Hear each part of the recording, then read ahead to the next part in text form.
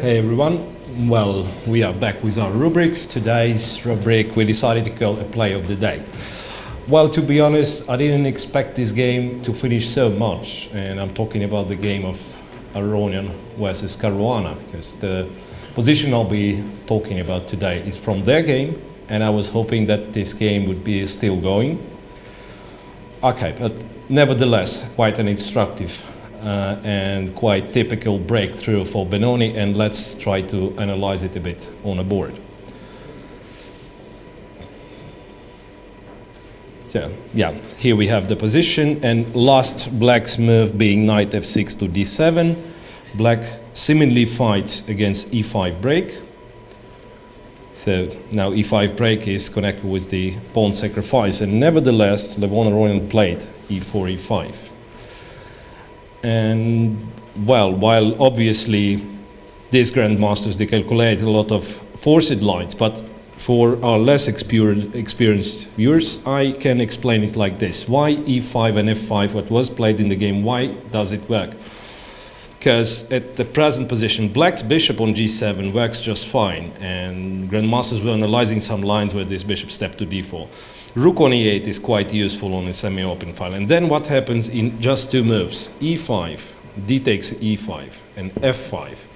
And now black doesn't have a square for the knight, black's bishop is blocked, rook is not doing much, and white gets an excellent square on e4 for the knight. So the game so b5 and b5, I believe once again it's a very good move, trying to organize a counterplay on the other wing. And then white did something spectacular. So white absolutely pays no attention to black's strats, just tries to bring all the pieces to the king side. Knight e4, knight to b6, bishop c1, this is what was played. Knight takes c4, and then Levon played d6, even though after the game he said that possibly he had better continuation. So the game itself went d6, so on, and eventually finished in a draw. But what I'm trying to pay your attention to is this e5, f5 break. So once again, I'm coming back to the position from the game here.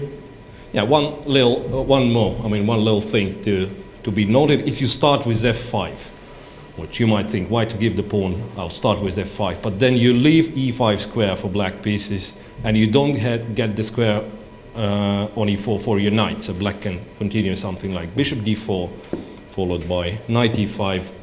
Seems black is doing fine. So at least, yeah, white pieces are nowhere near black's king. So once again, typical motive, e5, d e5, f5, followed by knight c3 to e4, and the very strong attack on the king side. This is how you usually try to break through in Benoni structures. So that was our play of the day rubric, and thank you very much for watching us.